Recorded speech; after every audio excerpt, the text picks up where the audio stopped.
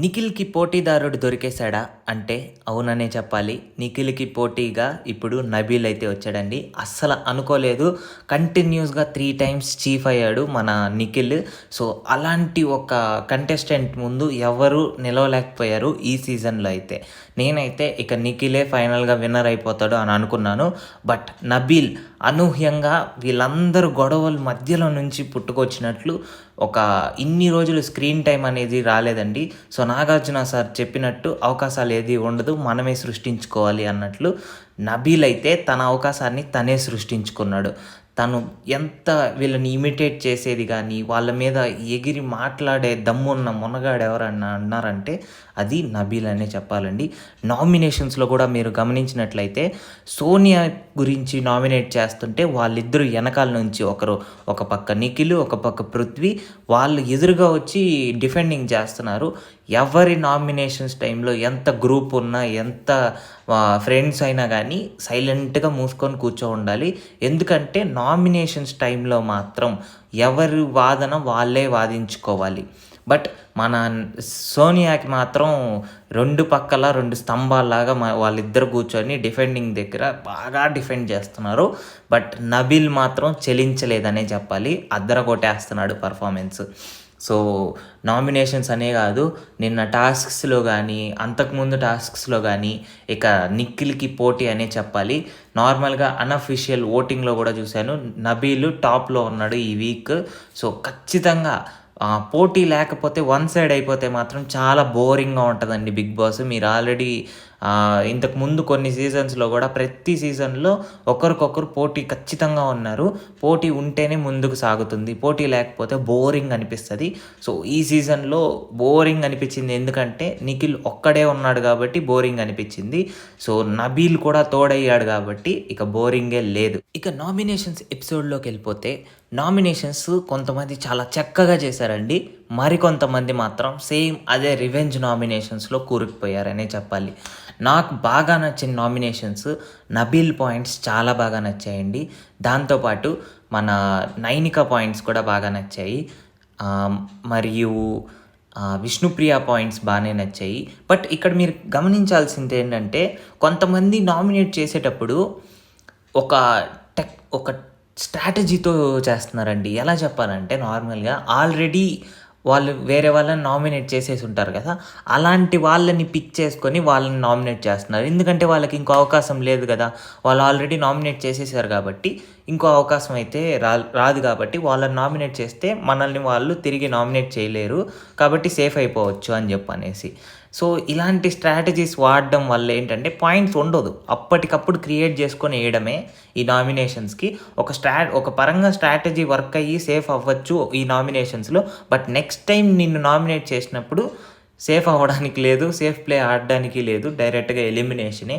కాబట్టి నామినేషన్స్‌లోకి వెళ్ళేసి వస్తా ఉంటే నీకెంత క్రేజ్ ఉంది, నువ్వు ఎలా ఆడుతున్నావు, భయపడొచ్చా, భయపడొద్దా, లేదా ధైర్యంగా ఆడొచ్చా అని చెప్పనేసి కూడా ఒక ఐడియా అయితే వస్తదండి. సో, నాకు బాగా నచ్చింది మన సోనియా వర్సెస్ నబీల్ కాన్వర్జేషన్ అండి. సో, సోనియా అంటుంది ఆయన నబీల్ వచ్చేసి ఫెయిల్డ్ సంచాలక్ అనేసి. బట్ సోనియాని మనకు తెలిసిందే. సోనియానే ఫెయిల్డ్ సంచాలక్. ఆమె వాదించేది పక్కన ఇద్దరినేసుకొని వాళ్ళను కూడా మధ్యలో పాయింట్స్ తీసుకొనొచ్చి పెడుతున్నారు ఈమెకి సపోర్ట్‌గా. అసలు నబీల్ అయితే పాయింట్ టు పాయింట్ మాట్లాడాడు. పృథ్వీకి మరియు సోనియాకి కరెక్ట్‌గా ఇచ్చి పడేశాడు. మరి నబీల్‌తో పాటు నాకు ఇంకో నామినేషన్స్ బాగా నచ్చింది ఏంటంటే యష్మి గౌడ నామినేషన్స్ అండి. యష్మి గౌడ కూడా సూపర్‌గా ఇరగదీసేసింది నామినేషన్స్. సోనియాని అసలు ఆ డబుల్ ఫేస్ మొఖాన్ని అలా తీసి బయట పెట్టింది నాకైతే.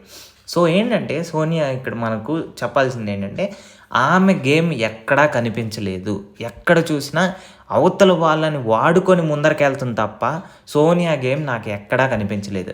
ఇంకొక బలైన క్యాండిడేట్ మన మణికంఠ. ఏందో ఈ సెకండ్ వీక్‌లాగా అనిపించింది. సెకండ్ వీక్‌లో ఎలా అయితే అందరూ మణికంఠని బాగా వేసుకున్నారో నామినేషన్స్‌లో సేమ్ ఈ వీక్ కూడా అందరూ నామినేషన్స్‌లో మణికంఠనైతే వేసుకున్నారు. 5, 6 ఓట్లు పడ్డాయి మణికంఠకి. ఎందుకు ఇంత ట్రిప్పింగ్ ఎందుకయింది?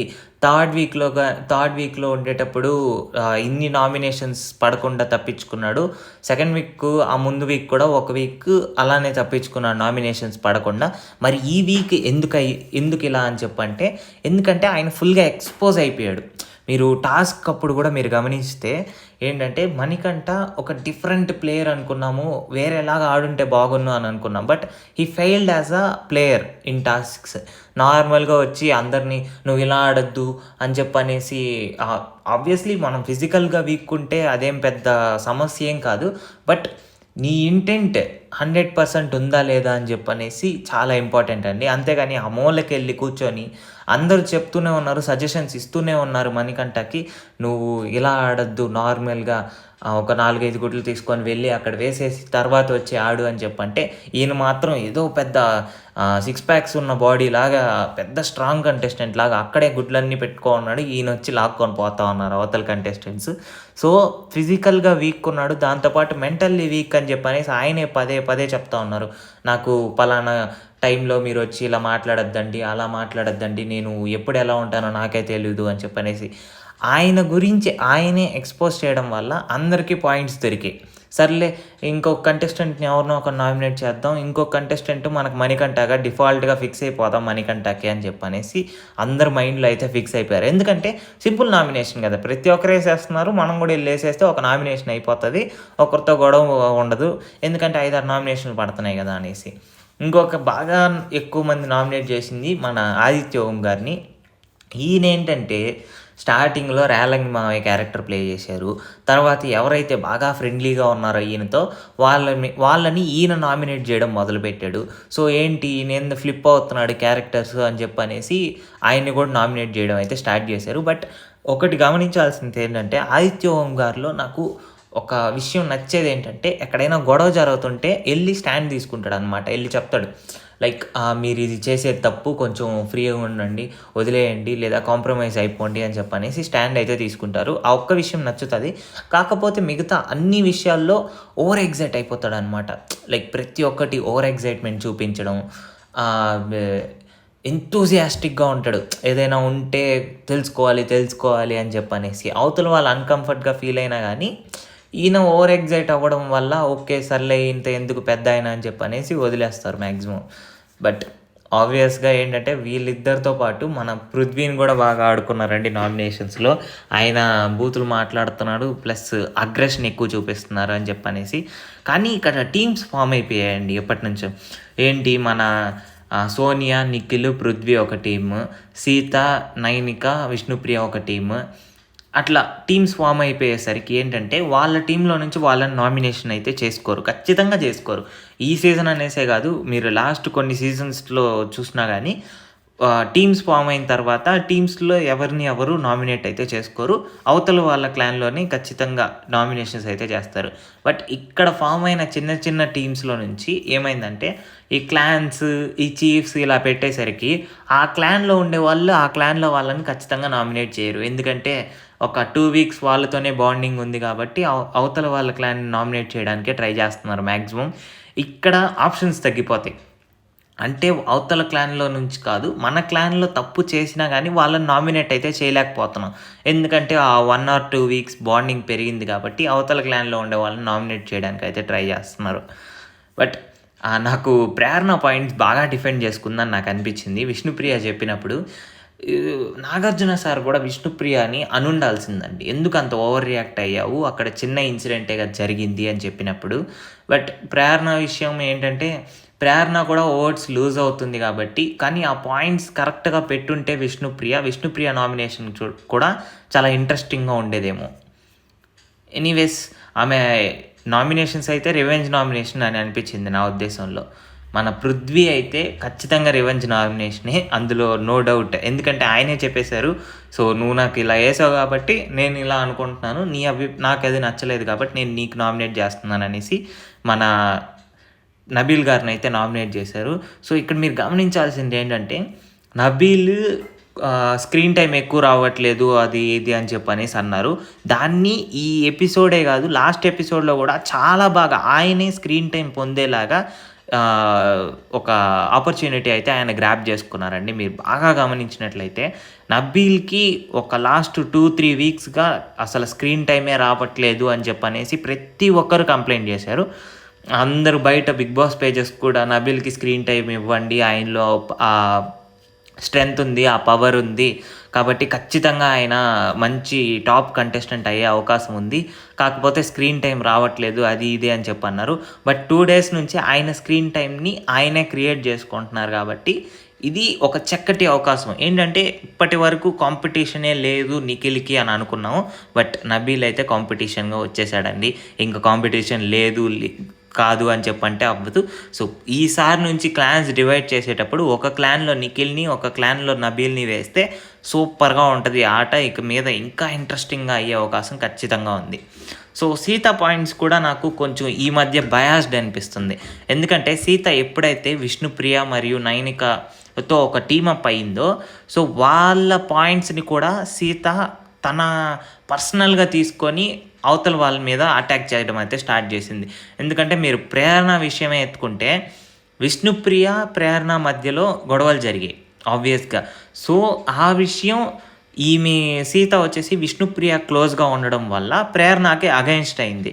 స్టార్టింగ్‌లో ఈమె కొంచెం క్లోజ్‌గానే ఉన్నింది ప్రేరణకి. బట్ ఎప్పుడైతే విష్ణుప్రియతో ఫ్రెండ్‌షిప్ బాగా కుదిరిందో అప్పుడు ప్రేరణ మీద ఎనిమిటీ అనేది పెరిగింది ఈమె సీతకు కూడా. సో ఏంటంటే ఇక్కడ గ్రూప్స్‌గా ఉంటే అదే అండి డిసడ్వాంటేజెస్.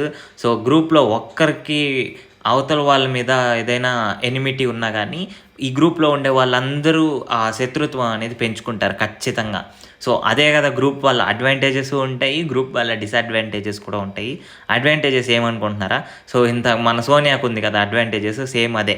ఆట ఆడకపోయినా కానీ మనం వెనకాల 2 స్తంభాలు వెంటేసుకొస్తారు ఖచ్చితంగా. దానివల్ల అయినా ఓట్లు పడి సేవ్ అయిపోవచ్చు అని చెప్పనేసి మన సోనియా అసలు ఇంటెలిజెంట్ ప్లేయరు. ఇంతవరకు ఎటువంటి ప్లేయరు అంత ఇంటెలిజెంట్ లేదు. మన యష్మికి, మణికంఠకైతే ఇంకా అసలు విడదీయలేని బంధం అనమాట. చెప్పింది కదా ప్రతి నామినేషన్స్‌లో నేను నిన్ను నామినేట్ చేస్తాను అని చెప్పనేసి మణికంఠ మీద అయితే చెప్తుంది. సింపుల్‌గా చెప్పేసింది, నువ్వైతే ఈ హౌస్‌కి అర్హుడివి కాదు. నువ్వు week player. Mentally week, physically week. మళ్ళీ నాకు బాగా నచ్చిన నామినేషన్ ఇదేనండి. యష్మికి, సోనియాకి మధ్యలో ఫైట్. క్లియర్ కట్గా చెప్పింది, అమ్మ తల్లి నువ్వు ఏమీ గేమ్సే ఆడట్లేదు. నువ్వు అసలు వేస్టు. ఒక్క గేము నువ్వు ముందుకొచ్చి నా పర్ఫార్మెన్స్ నా సొంతంగా పెట్టాను అనేసి. మన సోనియా దాని డిఫెండింగు హాలీవుడ్ లెవెల్లో చెప్పింది. ఆమంట అసలు టాస్క్స్‌లో వచ్చిందంటే అందరిని కొట్టేస్తుందంట. బిగ్ బాస్ హౌస్ అని మర్చిపోయినట్టుంది.